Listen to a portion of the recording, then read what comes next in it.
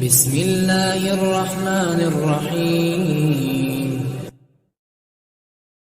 دیکھتی آنکھوں مسکراتے لبوں آپ تمام دوستوں کو خلوص بھرا سلام۔ ایک مرتبہ امام احمد بن حنبل رحمۃ اللہ علیہ کے گھر میں آٹا گوندتے وقت خمیر آٹے کی ضرورت پیش آئی تو ان کے بیٹے حضرت عبداللہ کے گھر سے خمیر آٹا لایا گیا۔ جب روٹی پک گئی تو امام احمد کو بذریعہ کشف معلوم ہوا کہ روٹی متشبہ ہے۔ چنانچہ اپنے گھر والوں سے دریافت فرمایا تو گھر والوں نے سارا قصہ سنا دیا۔ امام احمد بن حنبل رحمۃ اللہ علیہ نے روٹی کھانے سے انکار کر دیا اور نہ کھانے کی وجہ بیان فرمائی کہ میرا بیٹا قاضی ہے جسے بیت المال سے وظیفہ ملتا ہے۔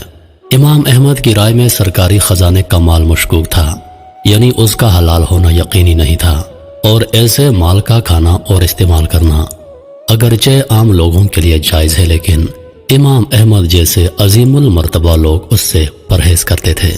حالانکہ ان کے بیٹے حضرت عبداللہ نہایت متقی اور صالح انسان تھے۔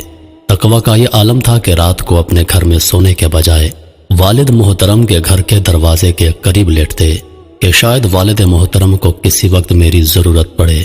بہرحال امام احمد نے جب روٹی میں شبہ ظاہر کیا تو گھر والوں نے پوچھا، یہ روٹی مساکین کو دے دیں؟ فرمایا ہاں دے دو، لیکن دیتے وقت یہ عیب ضرور بیان کرنا۔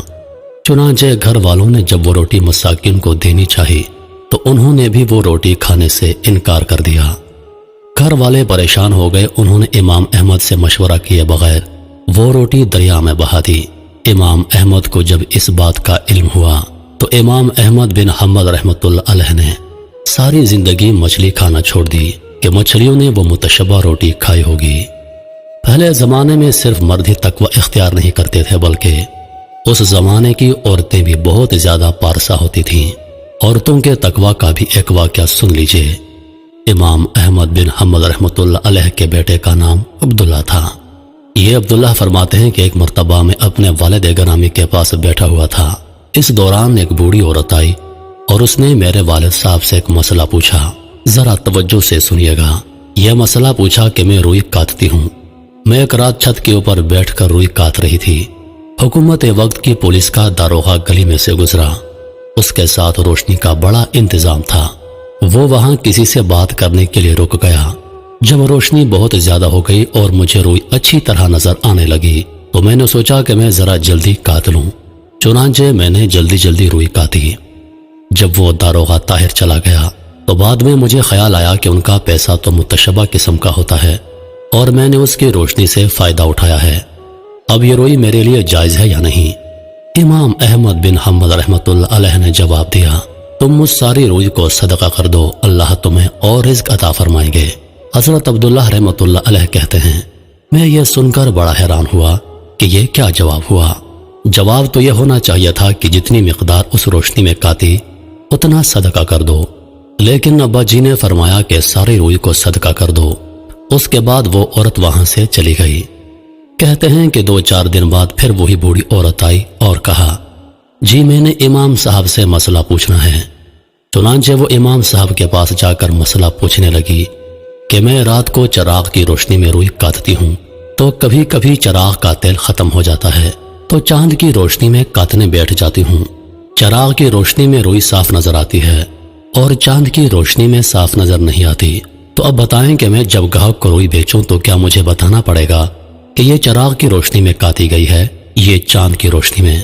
امام صاحب نے فرمایا، ہاں تمہیں بتانا پڑے گا۔ اس کے بعد وہ دعا دے کر چلی گئی۔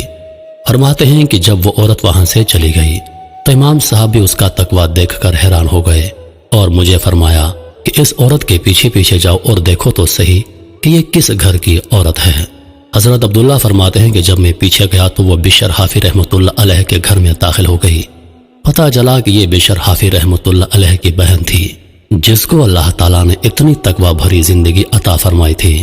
اس وقت کی عورتیں بھی حرام اور متشبہ چیزوں سے اتنا بچتی تھیں، قیامت کے دن یہ عورتیں بھی ہم سے آگے بڑھ جائیں گی۔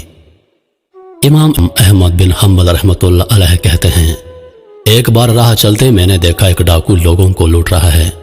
کچھ دنوں بعد مجھے وہی شخص مسجد میں نماز پڑھتا نظر آیا۔ میں اس کے پاس گیا اور اسے سمجھایا کہ تمہاری یہ کیا عادت ہے؟